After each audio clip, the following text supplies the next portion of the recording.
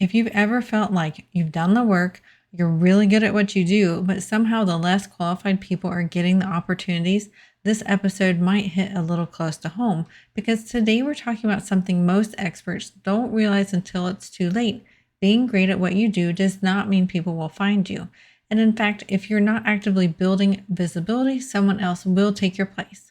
In this conversation with our guest, Allison Lane, we dig into why your credibility alone isn't enough to grow your business, the biggest mistake people see before touching their website, and how to actually become known for what you do without doing everything. Plus, one of my favorite parts, why your website might look great, but still may not be doing anything for you, and what to fix first before you redesign anything. If you've been stuck trying to figure it all out yourself or feeling stuck in your own little bubble, this one's going to shift how you think about visibility, marketing, and your next move. Let's dive in. Struggling to turn website traffic into real sales? You're not alone, and you don't have to figure it out all yourself.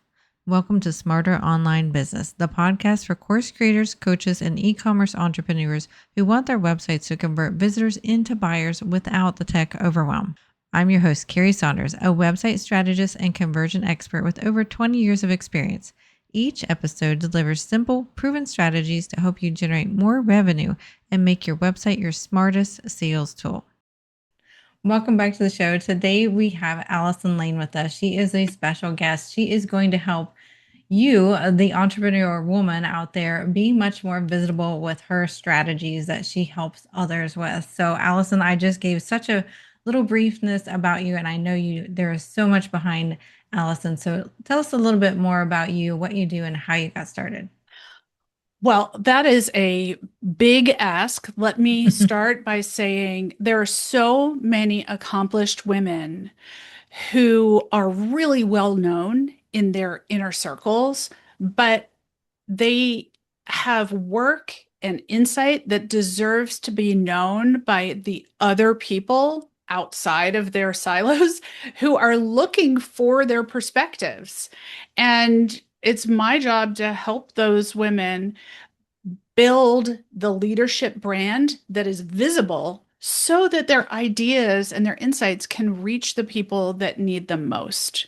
And those people are actually actively looking for solutions and ideas and inspiration. But if you're not making the effort to be visible, no one is coming to find you. In fact, the toughest pill to swallow is to know that other people, less qualified, are going to be found. Probably people you mentored. And that stings. It really, really stings. So when you want your ideas to get to the people that need them, not because you want to be famous, but because the people who need your message deserve to find it. It's tough when you actually find out that your work matters, which you know, of course, but it should be reaching far more people than it does. And uh, my job is to give you the help to get there. I absolutely love that mission. And I just feel like you're actually kind of speaking to me because I've been, doing this business for over 24 years. And, in our little niche, a little circle, we are pretty famous, but the past 4 or 5 years have been trying to break out of that circle because some industry things have changed. And it's hard. It's really difficult to get your word out there. So what are some of the top things that you like to do to break that barrier, to get that ball rolling and get people a bit more known? Well, one of the things that keeps people from becoming well known is that they think that the validity of their work is going to speak for itself. And that is not, unfortunately, how the world works. You have to be the disseminator of the information. You are the distributor. You have to speak on its behalf, which means you have to be visible. And every one of my clients will say, I don't want to build a brand. Yeah, I don't care. That's, I don't want you to have to build a brand either because it sounds disingenuous.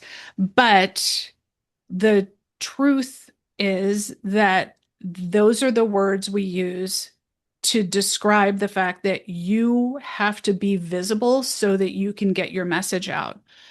And I think most people say, I don't want to build a brand because they don't want me to think that they aren't humble. Hmm. But your humility gets in the way of your goal. So I don't have any judgment whether or not you want to build a brand or not. Building a brand is really saying, I want to be discoverable. I want people to have access to my message, which means that you have to be willing to come out of the shadows, period. Well, I find that really hard to do, especially as females, because we're so taught to be humble and to be potentially hushed. Depends on what generation we're from, right? And so, Mhm.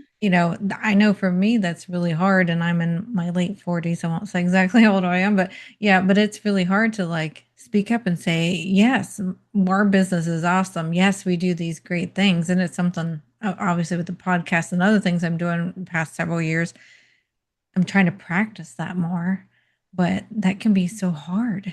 It is hard. And what's really just a kick in the shins is that once you realize, okay, this is what I want, I'm going to go after it. You want to write the book that you know you're meant to write, or you want to um, be a guest on podcasts. And you think, oh, I'm just going to reach out to podcasts because they'll see that I'm credible.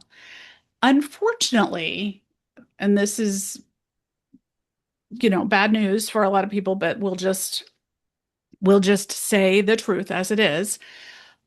Publishers want to know who wants your book before they say yes. They want you to have a platform. And a platform is the word we use to describe that you have access to the people who you will market to. And there's no magic number of this many followers on LinkedIn or this many subscribers on YouTube. But conference organizers want proof of an audience. They're not looking for the most credible person. That's what white papers are for. That's what academia is for. Conference organizers want to offer a stage to someone who's going to help them sell tickets, which means that your name has to have a draw.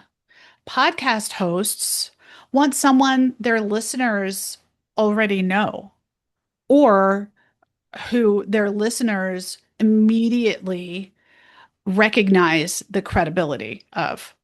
Not, how long have you been doing this? It's not an interview.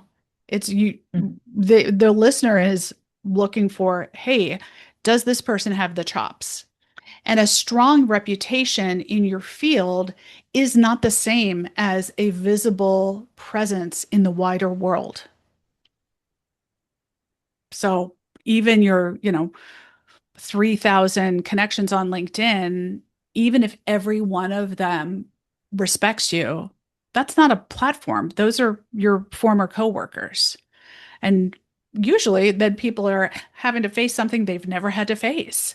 Building visibility from scratch in a world they don't know, using tools they've never had to use because usually at that point they're the boss, right? You're not the IT person. And making decisions they have no training to make. So if this feels like too much, it's because it is. Because when you're an expert in your field, you want to stay in your zone of genius. And I wouldn't want to step into anyone else's expertise and be expected to make all the right decisions.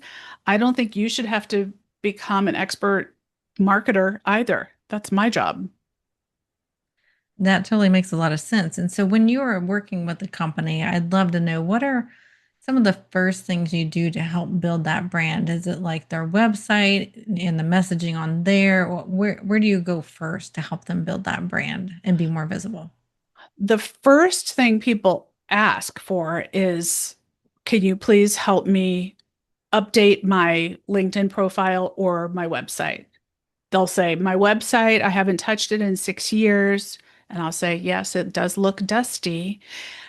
And because they're thinking, well, I need to update that. And I'm thinking, I know it needs to be updated, but you don't even know what words you're going to put on the website yet. So before we just start editing inside of WordPress or Kajabi or Wix or whatever you're using, we're not going to just do that. We're going to do really simple steps so that we develop your elevated story first. And we do that inside of a week. I mean, please, let's not waste time. This is all about efficiency and making sure that it feels easy. So you don't have to create anything new. Mostly it's using what you already have and putting the words in a different order so that instead of your bio, we have a marketing bio that features you and your presence in an elevated way. That's not the story of your employment, but is the message of the good things that happen in the world because you're in it. So nailing your positioning, your identity, that's the first step. And then, yes, we update your website or, whatever. And if you don't have a website, maybe we build one. You can build a free website on Canva and it's good. It's plenty. You don't need to hire a designer. And the thing that gives me great joy is keeping people from spending thousands of dollars doing something that I know isn't what they actually think is going to happen. If I had a nickel for every time somebody said, I found a designer who's going to build my website, like that's what you think build your website is and what they think, two different things. You found someone who is going to wait for you to give you the text, the design elements, the imagery, your color palette, your messaging, your look and feel, and they want you to give them all of these tools that you've already decided, and they will lay out the content on your website. That's what a website builder does. And mostly they're flabbergasted. They're like, I didn't know that. Like, that's, and you don't need to pay somebody $3,000 or $5,000 to do that. That's ridiculous. That's unnecessary. So we want to make sure that the wrong moves that most people make, we avoid. Because every wrong move costs you money and momentum and credibility you can't get back. So, yes, we develop the positioning first and then we implement it on your very visible owned platforms, your website, your social. And we do that quickly because I love there's, how, yeah, go ahead. oh, that's okay. Well, we do it quickly because we want to take action and we don't want to stay in the kitchen cooking up more, messaging and planning more content. We want to start being visible. And there are plenty of ways to procrastinate. And I'm not a big fan of any of them.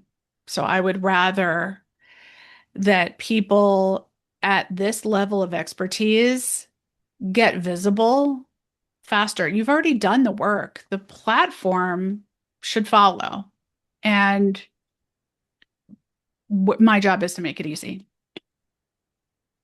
I love what I was getting ready to say is I love that we're aligned on that because a lot of the things I talk about on this podcast is it's more about your presence and who you are. And many times we don't need to redo our website. We just need to tweak the messaging and like you said, put it in the right order, have the right words that can help things convert so much better than Mm. getting a completely new redesigned website, especially if you're, selling services rather than say products. You just really need that right messaging to help, show your expertise and sell your services to those so that they understand the benefits to them and how it's going to help their lives first most versus like the features. We talk a lot on the podcast. We want to talk about benefits first, not features next.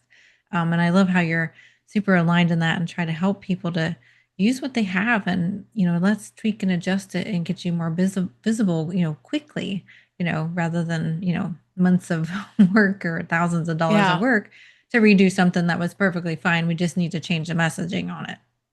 Right. And we have to assume, and I know you do for your clients, assume that once you're visible, people will come.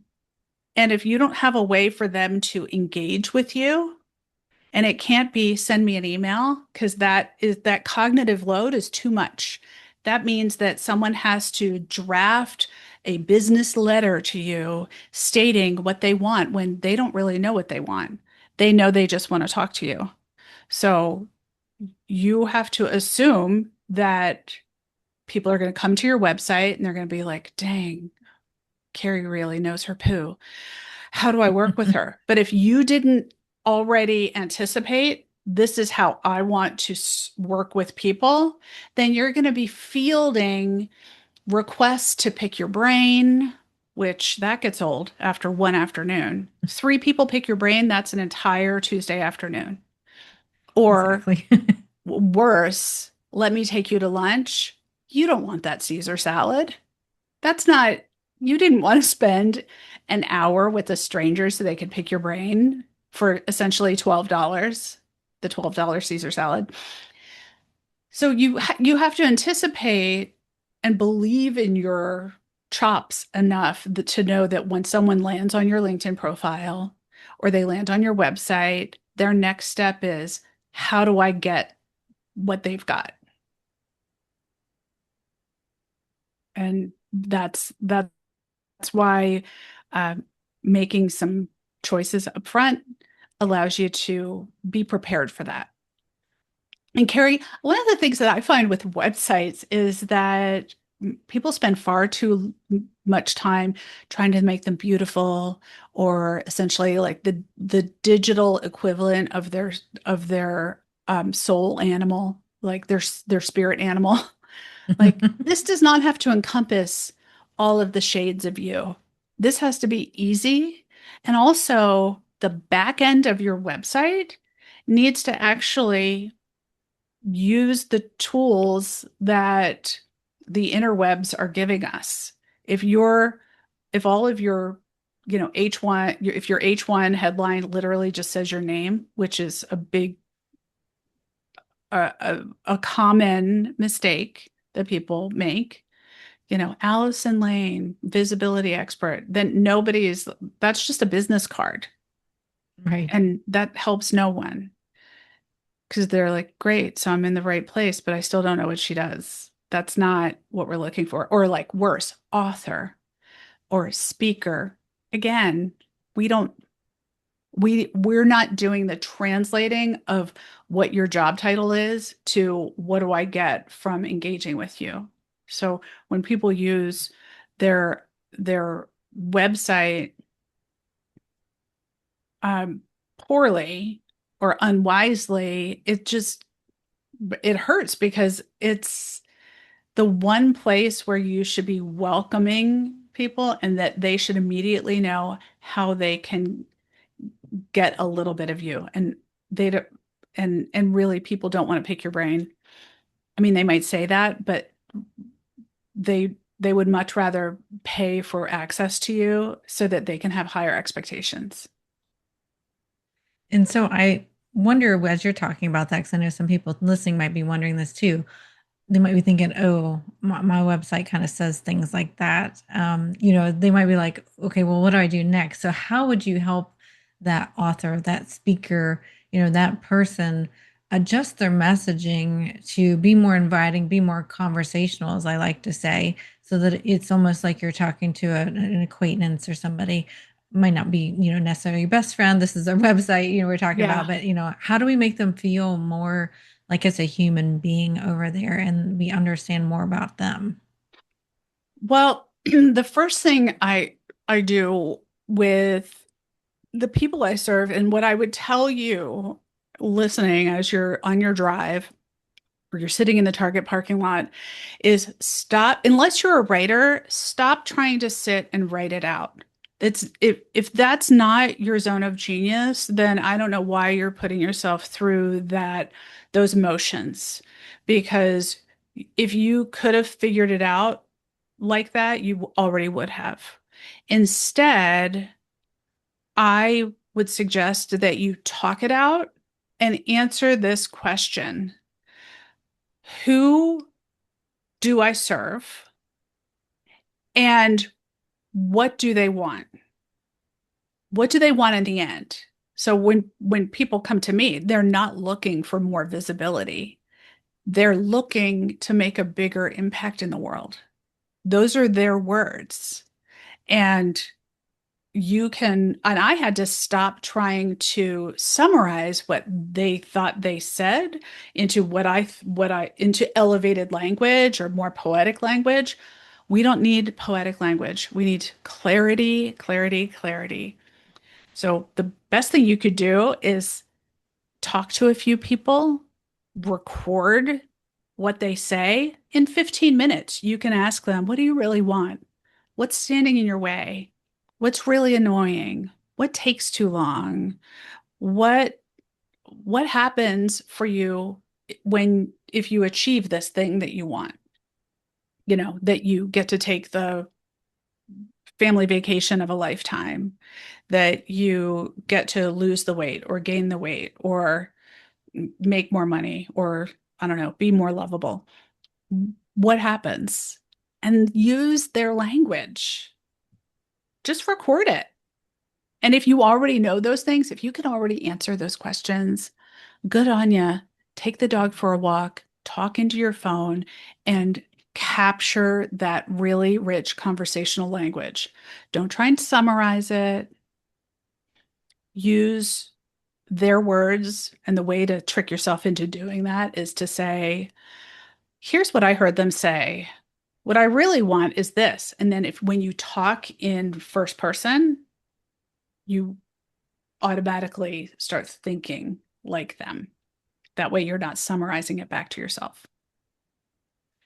I really think that's a great tip because many times we kind of write too professionally Ugh. on a website. It's just something that's kind of, I don't want to say normal and natural, but it is kind of what we just tend to do. And it's something that I've been trying to pull myself away from the past, probably 5 to 7 years because, back when we started doing websites, that was very, very normal. That's how you wrote on a Mhm. website, was more businessy, more, you know, business lettery or to a formal English teachers that writing kind of like that. And I love how you kind of grounding us here and having us, even practice with ourselves that we're talking to another human being and answering for them or having them, answer the questions directly so we can get that natural human language. So it feels like we're not reading something, especially nowadays with AI, a robot spit out, it sounds more human, it sounds more conversational to really draw that user in to into your world. I think that's just a great tactic there. Right. And I would, once you think you have a draft, I would speak it out loud to someone who is not in your field. And if at any time they say, wait, what does that mean? Then that's not conversational. That's conversational with you at work, but that means you're using jargony jargon. And people outside of your brainiac circle do not know what you're talking about. And it's it really drives people away. So it might feel uncomfortable, but if you can explain it to your mom, then better, you know, or the neighbor or your 8-year-old, Yeah. better. I was going to Yeah. say 10-year-old niece is what was coming to my Yeah, head. Yeah. exactly. Yeah. And they even say, and I don't think I've said this much lately on the podcast, is, we should be writing to a lot lower grade level, like third to fifth grade level. That kind of makes us a bit more conversational and less jargony and less stiff and, Yeah, I've heard that too, and I think that when I hear that, I think like, well, I don't exactly know what that means, but I do know that when I talk to my 15-year-old, she doesn't use words like credentialed. She would say she has so much street cred. Yeah, because that's the way we talk. right. So she wouldn't say visibility. She would say, I want to be well known because that's how people talk. Yeah. Well, and if you're I know searching the everyone's internet. thinking, can I talk to your daughter? No, you can talk to me. I'm happy to. And this is 30 plus years of brand marketing and publicity and being a thought leader from when I led media relations at Pepsi and PR at Unilever and Burt's Bees and The Body Shop. This is in my blood. I don't want to do what's in your blood because that would make me uncomfortable, but certainly allow me to do this for you. My clients have landed book deals with big five publishers and premium hybrid publishers, launched podcasts, been accepted to South by Southwest, and now have columns with Psychology Today, TED Talks. The possibilities are sitting out there for you, but you have to be your very best marketer. No one's going to do it for you, and they certainly are not coming for you. No one's going to knock on your door and be like, I hunted and pecked and now I found you. Well, I think that's hard for many of us who aren't marketers to really, understand how do I get out there? How do I do those things? Because, for us, we're website technologists. We help make sure everything's running smoothly in the back end. And we do understand marketing some, but we're definitely, not marketing experts. And I think it's really good for those listening to really hear that, once you're at that point, you really do need to get a marketing expert to help you break through that ceiling and get to that next level and be found much more naturally without you having to be on like some sort of social media grind or something that nobody wants to be on, right? Right. Nobody wants to do all the things, but what I hear so often is there are so many things and we have to be everywhere. There are so many things, but you do not have to be everywhere. Just like when you go to the Cheesecake Factory, that menu is ridiculous. It's like a phone book. I know that, but you know that you're going to end up getting the lettuce wraps and the strawberry cheesecake. You don't have to do everything. You can skip to the things that are good. And if you're thinking, I haven't been to the Cheesecake Factory lately, get the lettuce wraps. They're the best, right? So once your leadership brand is clear, then I help you build the marketing plan and the tools and the processes and give you the right contacts. If you want a book deal, let's pitch the right agents that are going to say yes. But I know them and I know what they're looking for. And if you don't have in place something that's an easy yes for them, a no is a no for that project forever. So it's not like you can come back a year later and be like, you know what?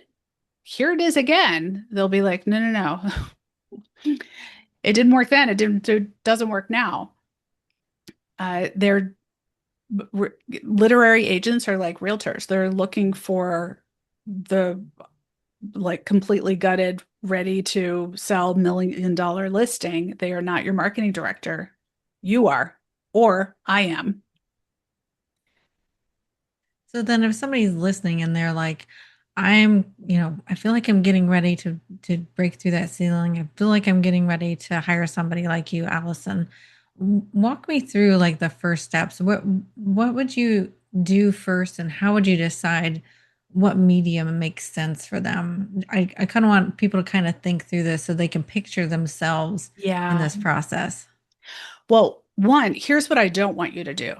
Don't write your book first. Call me before you write the book. Call me before you start pitching podcasts.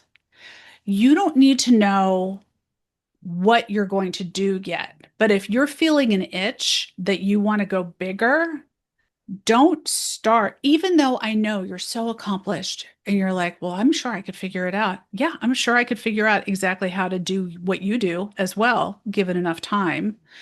But we don't have that kind of time. I'm not going to start from scratch and do 30 years of whatever you've been doing for 30 years, nor should you try and do that.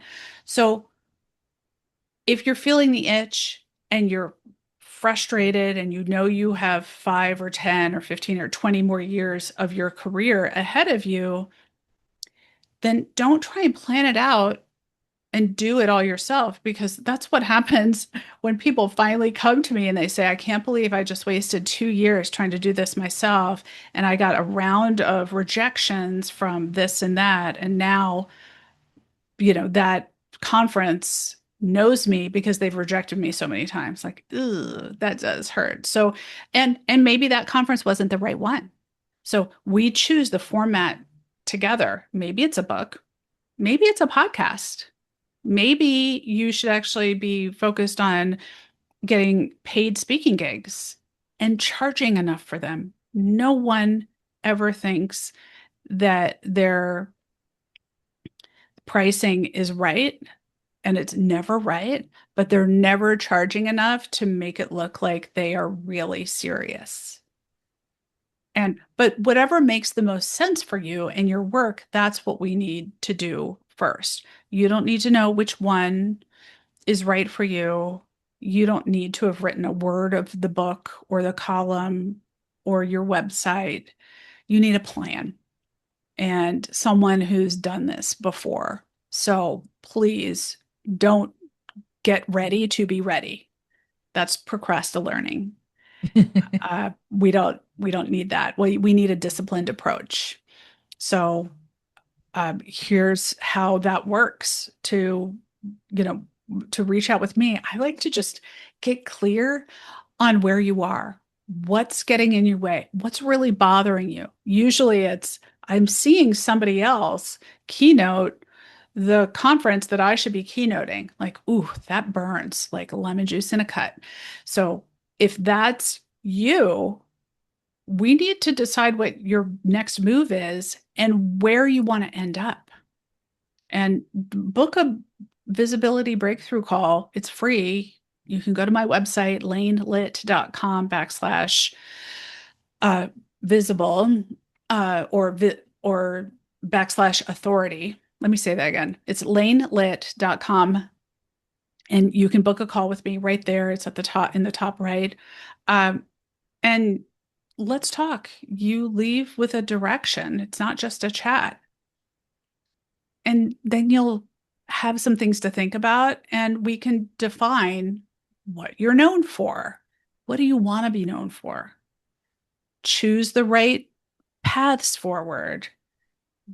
Build what you're doing in a way that feels easy, which is the greatest thing ever to hear. Like, you make everything so easy. Yeah, because it's supposed to be easy. None of this should feel like an extra work stream. And it doesn't when you have the right tools and the right methods and the right context and the right plan. But you're not going to figure that out. And it's not just going to poof come into your life. That's why I was so glad to meet you, Carrie, because I was like, gosh, you do what I don't know how to do. All the website building, like the technology makes my brain shut down. My job is to make sure that your ideas get to the people who need them and that you get paid for it. This is not just volunteer work of, I'm already a millionaire. I've won the lottery. I just do this because I need to give back to the world. Like, you can give back to the world and also get paid.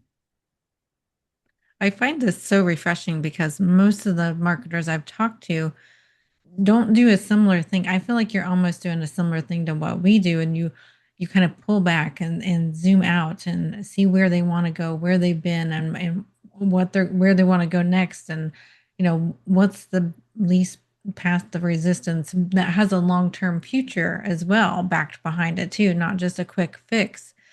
So I love how you apply that to marketing because honestly, you're probably the first person I've talked to who talks about this process is that our brains go through here when we're, you know, deciding if you need to move to a new website platform because your old one is out of date and not serving you well anymore. I love how you are thinking this through and offer that roadmap and that thought process for somebody who's about to work with you. It just sounds so refreshing and like you're not one of those people who's like, oh, well, you got to do it this, and this, and this way.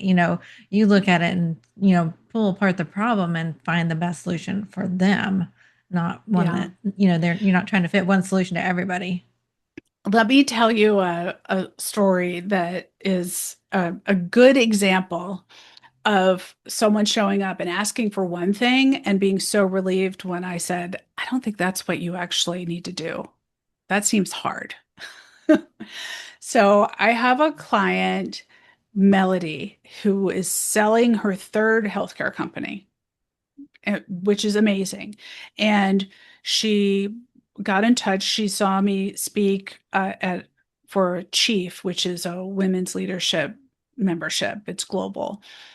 And she said, I want to write this book because I know so much about the healthcare industry, but I think I need to build my brand first. And I said, yes, we can do that very quickly. And then after we talked a little bit, I said, I don't think this is a book because you are doing so much speaking. Writing an entire book is a time investment and you're traveling internationally. Like, let's just take a look at your life. You're still running this company, even though you sold it, you're still there for the next 18 months. And maybe you'll stay on and maybe you don't, but you're still speaking.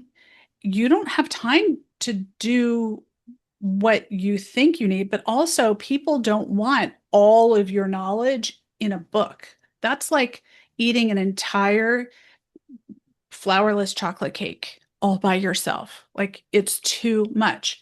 People want healthcare tips, itty bitty, itty bitty pieces, like how to get an appointment at your specialist when you need it without having to wait 3 months when you know something is dire. That would be helpful, right? I said, I think it's a podcast. And I think your podcast episodes are like 10 minutes or less because I'm learning so much when I'm talking to you. I cannot believe how much you've helped me with her just saying, oh, now here's the word you need to know that in a hospital that's this role and it's new. And unless you worked in the hospital setting, you wouldn't know this. I'm like, oh my goodness. So we launched her podcast, which is called the Take Care Podcast. It's not called Hospitals Are Us or, whatever, where, because people want to take care of themselves and their family. The Take Care Podcast in September of 25, and by November, it was in the top 10% of podcasts globally. And all she's doing is answering the most fundamental questions. How do I decide between insurance plans? These are the same question that, I had to answer for myself when I first started working. The healthcare industry has changed. I still needed to know, how do you decide? Is Cobra really a good idea? How do you get a second opinion when your first opinion goes, feels wrong? Do you have to pay for the second opinion? Or is your insurance going to deny that? So these are questions. She didn't have to put all of that in a book. and she needed a way to share what she knew in a way that was easy for her. So it's a podcast now. It's not a book. I love that because I mean, honestly, that sounds like the right answer to me because somebody like that, us as consumers, you and I would be interested in that. Probably most of our listeners, we want Yeah. bite-sized information. We don't want to read a book that, and honestly, in her field too, some of those answers might change over time. And so she can Hmm. make a new quick episode that's up to date about that special person you talk to in the ER to get you what you need, for example, or, you know, the insurance thing, insurance policies change regularly. So I think Hmm. it's just perfect that you helped her walk through that. It's kind of like sometimes our clients will come to us and we're like, oh, we think we need this kind of a website. And we're like, well, what's your goals? And like, no, we don't really need to go that far yet. We can use Yeah. this and, it'll still be a good long-term solution and help be flexible with you. So I love how you just like break the marketing and the branding apart for clients so that they can really succeed. Well, I think it's just too hard. If you don't have a plan, you keep doing more, you make more content. I have a client who's on her third website platform because she keeps choosing them because she thinks, well, this will be easy. I'm like, well, no, I told you not to go with that because you have to have all these plugins and you don't know what you're doing. And you deleted your website by accident by clicking something that you can't even replicate. You know, more effort doesn't equal more success. Sometimes it's just more sweat and pain. Mhm. And it's exhausting, especially when you don't end up where you really want to, no closer to the result you really are looking for. Uh, and if you're figuring it out alone, it's usually because you're accomplished and you have confidence in your ability. I have confidence in your ability as well.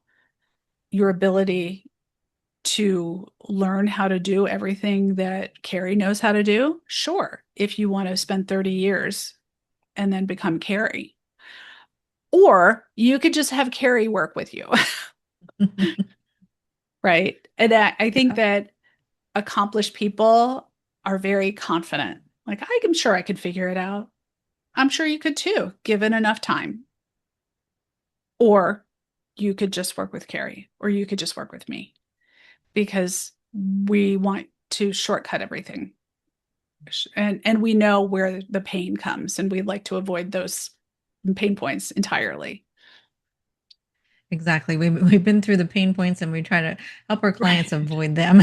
Yeah. I mean, don't spend another year doing too many of the right things at the wrong time or too many of the wrong things.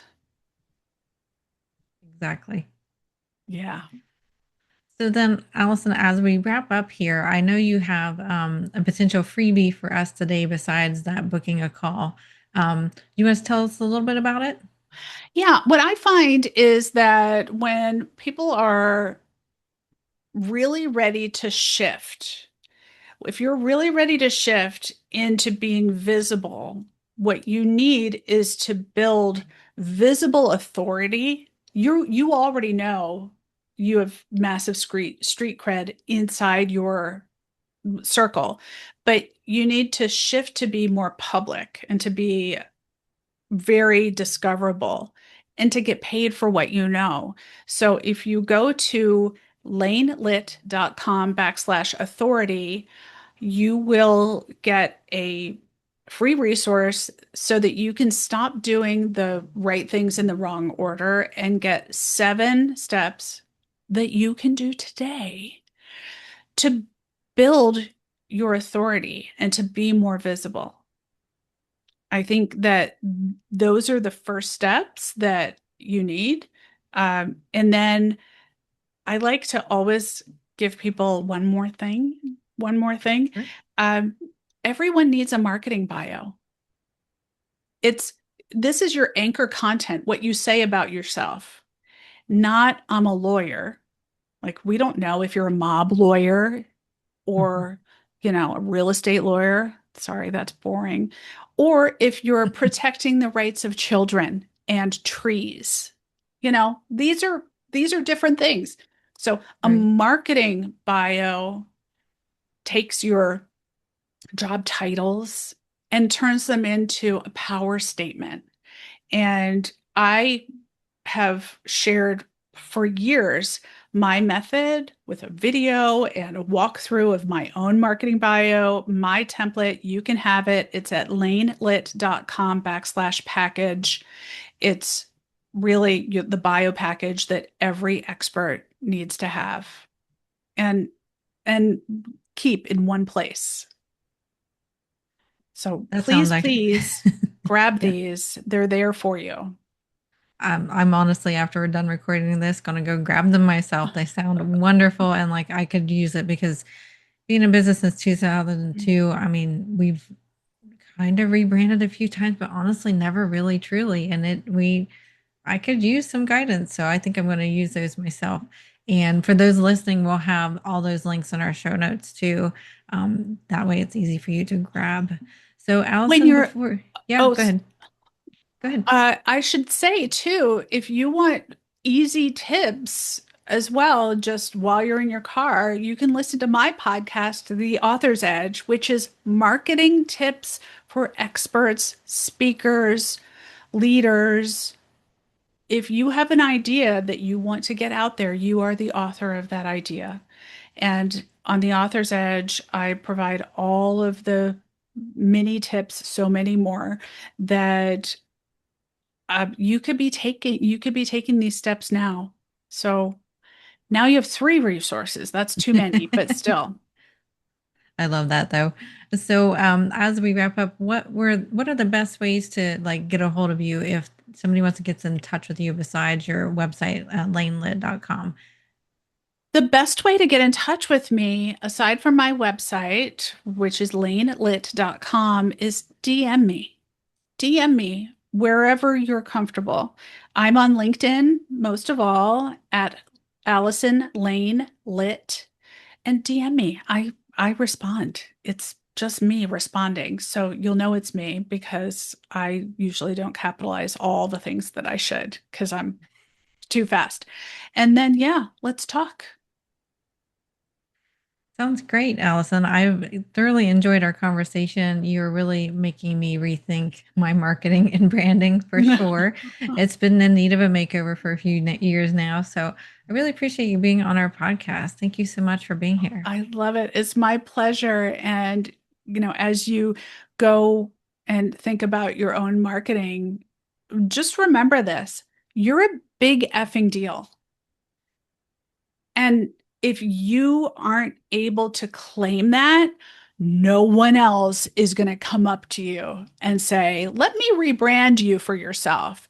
You have to claim that. So, Carrie, you're a big effing deal.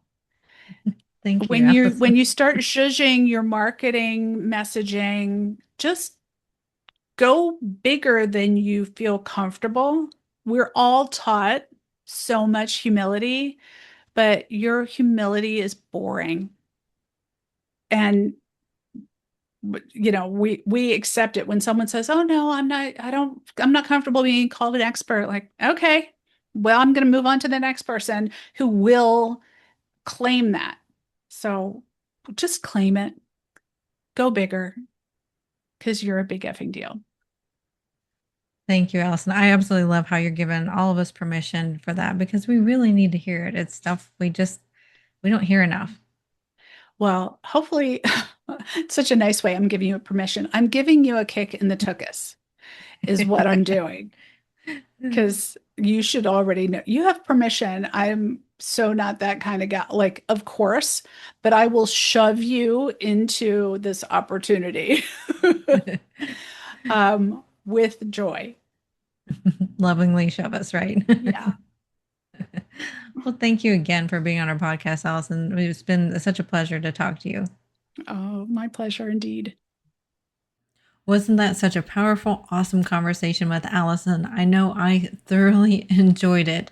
And if there's one thing I hope you take away from this episode, it's this: your expertise is not the problem. You don't need more credentials. You don't need more experience. You don't need to wait until you're ready.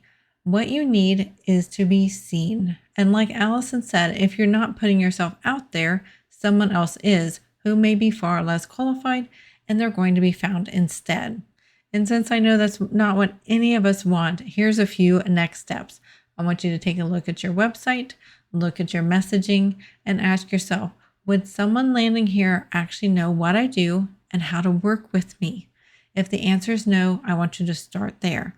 Not with a full redesign, not with more tools, not with clarity. And if you want help with that next level of visibility and positioning, definitely go check out the free resources Allison mentioned. They are listed in our show notes and description. And at the end of the day, you don't need more stuff on your website. We like to keep it clean and clear over here. You need the right message in the right order to the right person. And when you get that right, that's when your website starts working great for you. And we will see you next week.